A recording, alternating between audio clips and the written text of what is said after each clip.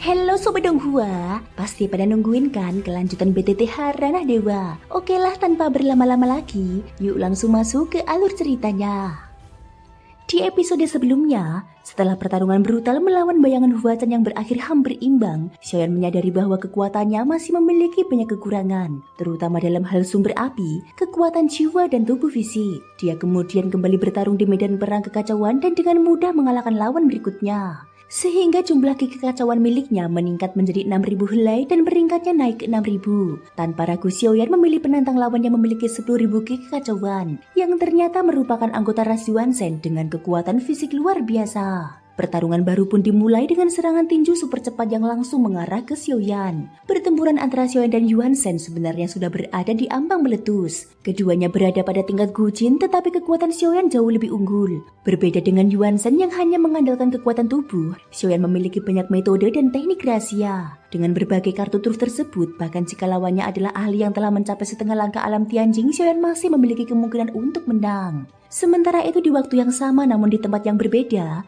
salah satu klon Xiaoyan telah tiba di 9 surga alam dewa, tepatnya di sekte pil 9 putaran. Dia tidak bertindak gabah, dan dia juga tidak langsung menemui King Teng. Sebagai gantinya, Xiaoyan menyembunyikan identitasnya dan masuk ke sekte tersebut dengan menyamar sebagai seorang murid biasa. Kebetulan sekali pada sekte itu sekte pil 9 putaran sedang mengadakan ujian Dansun, sebuah kompetisi besar yang hanya diadakan setiap 1000 tahun sekali. Acara ini menarik para ahli alkimia dari berbagai penjuru dunia. Di tempat tersebut yang dinilai hanyalah kemampuan memurnikan pil, tidak ada yang peduli dari mana seseorang berasal ataupun latar belakangnya. Xiaoyan yang telah menekan auranya tampak sangat biasa di tengah kerumunan peserta. Dia tidak menonjol sedikit pun. Namun bagi dirinya, setiap tahapan ujian yang diberikan sebenarnya sangat mudah. Bahkan dia harus sengaja memperlambat prosesnya agar tidak terlihat terlalu luar biasa dan mencurigakan. Dalam kompetisi alkimia itu sendiri, kemampuan Xiaoyan sangat mencengangkan. Dia bahkan mampu memurnikan bahan obat hanya dengan satu tangan yang mengendalikan api, dan prosesnya berlangsung sangat cepat. Setelah melewati berbagai tahap seleksi, akhirnya kompetisi mencapai babak terakhir. Dari ribuan peserta, hanya 8 orang yang berhasil bertahan hingga tahap akhir, dan Xiaoyan termasuk di dalamnya. Namun keberadaan Xiaoyan justru membuat 7 peserta lainnya memandangnya dengan meremehkan. Hal ini karena tidak ada sedikit pun aura kekuatan yang terpancar dari tubuhnya. Sementara para peserta lainnya jelas memancarkan kekuatan kultivasi yang kuat. Xiaoyan hanya duduk bersila dengan tenang di tengah arena. Di sekitar arena banyak penonton yang berdiri menyaksikan dengan penuh rasa ingin tahu. Pada saat itu, King Teng,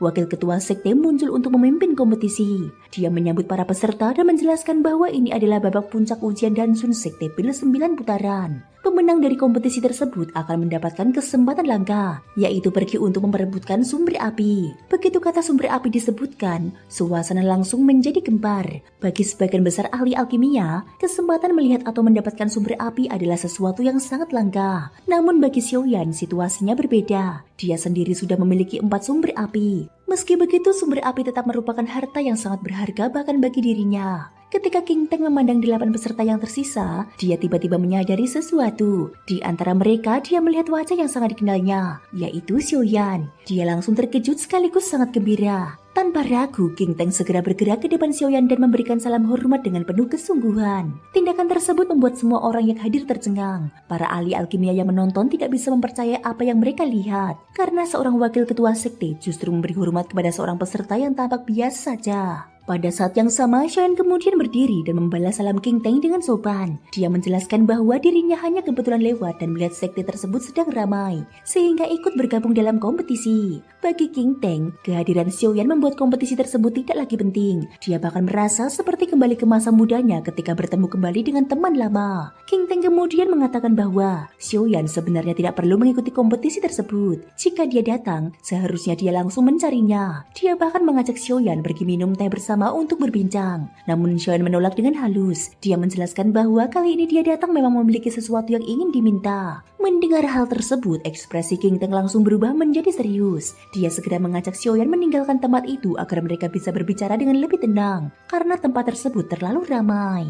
Keduanya kemudian berpindah ke bagian belakang sekte pil 9 putaran. Tempat itu dipenuhi aroma pil yang harum dan pemandangannya sangat indah, seperti lukisan alam yang tenang. Di sana King Teng mengatakan bahwa Xiaoyan bisa langsung menyampaikan tujuannya. Sebagai wakil ketua sekte, dia memiliki cukup wewenang untuk mengambil banyak keputusan di dalam sekte. Xiaoyan kemudian mengingatkan bahwa sebelumnya King Teng pernah mengatakan sekte tersebut membutuhkan seseorang untuk memurnikan pil tertentu. Namun Xiaoyan menjelaskan bahwa saat ini dia tidak memiliki waktu untuk melakukan pemurnian pil. Sebagai gantinya, dia bersedia menukarnya dengan bahan obat yang berharga. King Teng tidak marah, tetapi menunggu Xiaoyan menjelaskan tujuan sebenarnya. Akhirnya Xiaoyan mengungkapkan bahwa dia membutuhkan api, atau setidaknya informasi mengenai sumber api yang ada di 9 surga alam dewa. Hal ini karena tubuh asli Xiaoyan saat ini masih berada di perang dewa kekacauan, dan pengalaman yang dia peroleh di sana membuatnya sadar bahwa dia harus terus memperkuat dirinya. Sementara klonya di alam dewa 9 surga mulai menyusun berbagai rencana dan mencari peluang untuk meningkatkan kekuatannya. King Teng sempat bertanya apakah Xiaoyan belum mendapatkan api pemusnah jiwa. Tetapi Xiaoyan tidak menjawab secara langsung. Dia hanya menegaskan bahwa dirinya membutuhkan lebih banyak sumber api.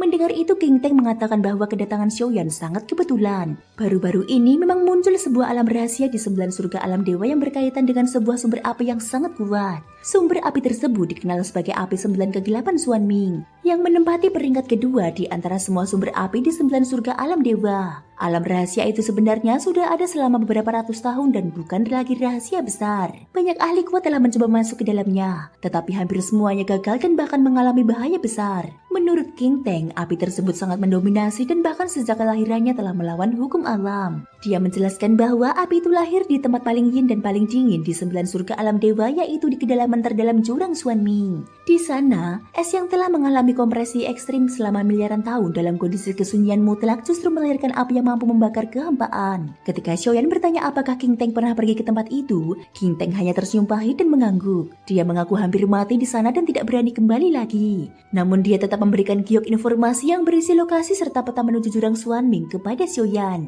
Xiaoyan segera memindai isi giok tersebut dengan kekuatan jiwanya. Di dalamnya terdapat koordinat lokasi serta berbagai informasi penting tentang jurang Xuan Ming. Sebelum Xiaoyan pergi, King Teng mengingatkannya untuk berhati-hati. Energi yang di tempat itu sangat mengerikan. Bahkan dengan jantung api yang dimilikinya, King Teng sendiri hampir tidak mampu menahannya. Sebagai tanda terima kasih, Xiaoyan memberikan sebuah bahan obat langka bernama buah kembar yin yang kepada King Teng. Setelah itu Xiaoyan berpamitan. Dia kemudian menggentakkan kakinya dan menggunakan teknik pergerakan petir. Dalam sekejap tubuhnya menghilang dari sekte pil 9 putaran. Namun dia tidak langsung menuju jurang Xuan Ming. Xiaoyan terlebih dahulu kembali ke istana dalam kristal giok putih. Di sana 3 wanita tampak menunjukkan ekspresi pahit. Ketika Xiaoyan menanyakan apakah mereka gagal, Yuxi mengangguk. Tanpa banyak bicara, Xiaoyan kembali lagi mengeluarkan esensi tubuhnya untuk membantu mereka. Bagi Xiaoyan, hal itu tidak terlalu mempengaruhi dirinya. Meskipun cara mengeluarkannya memang agak aneh. Dia melakukan hal ini untuk memenuhi permintaan Huachan. Setelah berhasil mendapatkan api 9 kegelapan Xuan Ming, Xiaoyan berencana meninggalkan tempat tersebut.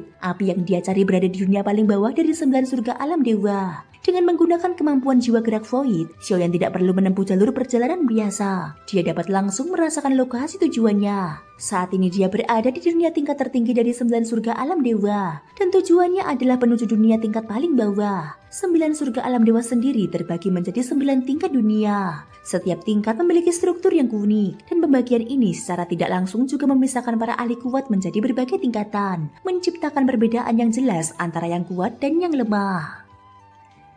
Thank you guys sudah mendengarkan ceritaku di episode kali ini sampai akhir. Ikutin terus kelanjutan episode berikutnya ya. Terima kasih buat kalian semua yang udah subscribe, like, dan komennya. Semoga hari kalian menyenangkan. Sampai jumpa dan bye-bye.